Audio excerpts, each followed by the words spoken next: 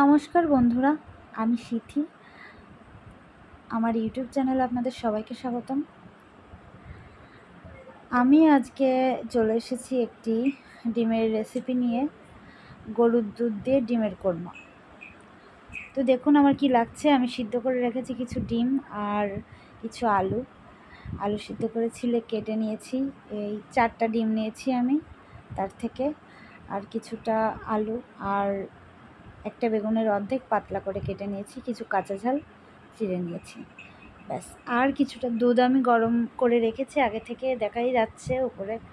এরপর আমি কড়াইয়ে কিছুটা তেল দিয়ে তেলটি গরম করে নিচ্ছি। আজ আমি সয়াবিন তেল ব্যবহার করছি, আজ আমি সরিষার তেল ব্যবহার করছি না, যেহেতু গরুর দুধ দিয়ে কোরমাটা করব, তাই সরিষার তেলটা ব্যবহার করলাম না।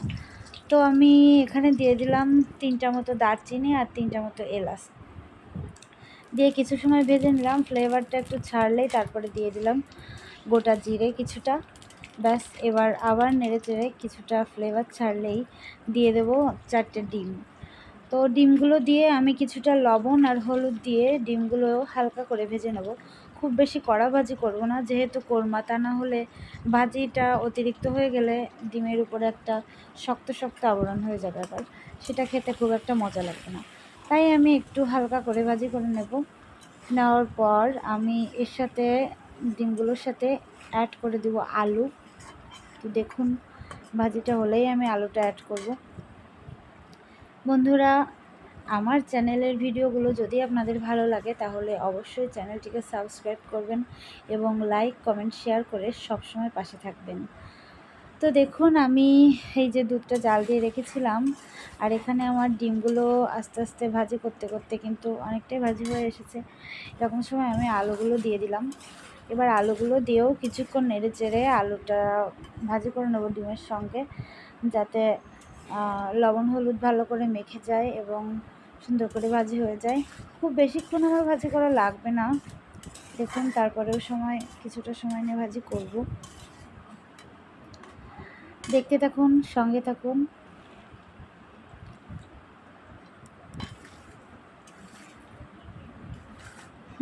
ডিমগুলো প্রায় হালকা হালকা লাল লাল হয়ে এসেছে, এই যে দেখুন দেখাই যাচ্ছে। খুব বেশি ভাজি করি না, আমি অনেক স্লো ফ্লেমে রেখে ডিমটা ভাজি করছি, যাতে বেশি কড়া ভাজি না হয়ে যায় এবং আমার এই যে গোটা মশলাগুলো যাতে পুড়ে না যায়, সেভাবে অল্প অল্প করে আস্তে আস্তে ভেজে নিচ্ছি। ভেজে নিয়ে আমি এর সাথে অ্যাড করে দেবো দুধ।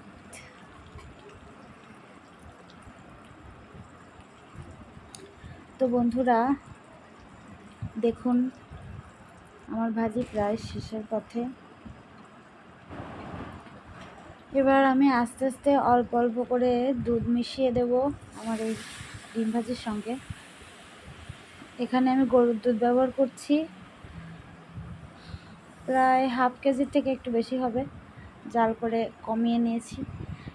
এই গরুর দুধটা আমি আস্তে আস্তে করে আমার যতটুকু লাগবে রান্নাটার জন্য ততটুকু দুধ আমি মিশিয়ে তরকারিতে দিয়ে দিলাম ডিমের।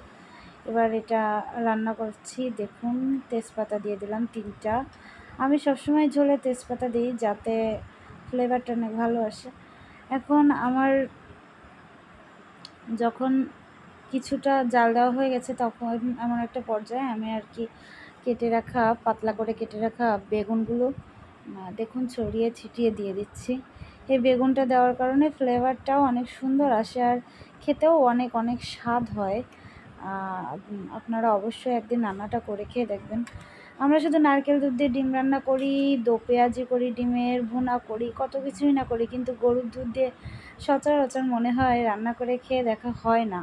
তো আজকের রেসিপিটা একদম অন্যরকম একটা স্বাদের রেসিপি, আর এত এত স্বাদ হয়েছে এই রান্নাটা, তো আমি বলে বোঝাতে পারবো না। আমার হাজব্যান্ড তো খেয়ে বলেছে এটা নারকেল দুধের না গরুর দুধের বোঝাই যাচ্ছে না।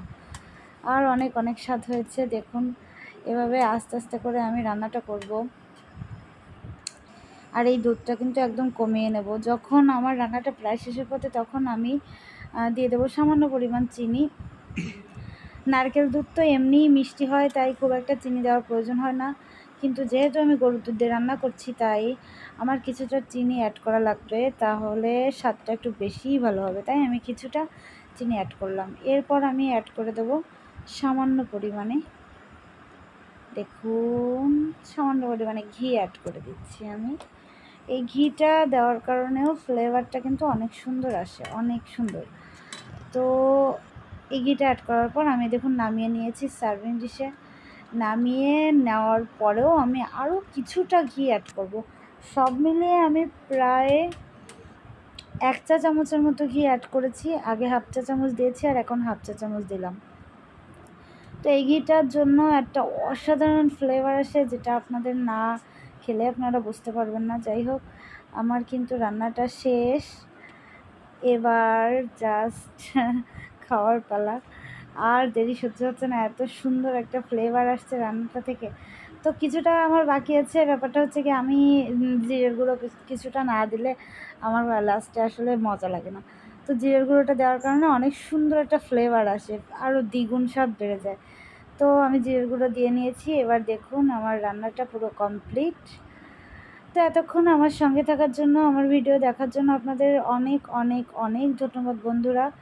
আপনারা সবসময় এভাবে সাপোর্ট করে আমার পাশে থাকবেন, অনুরোধ রইল। আর আপনারা সুস্থ থাকবেন, ভালো থাকবেন, চ্যানেলটিকে সাবস্ক্রাইব করবেন। আর যদি ভালো লাগে ভিডিওটি তাহলে লাইক কমেন্ট শেয়ার করে পাশে থাকবেন। ধন্যবাদ সবাইকে।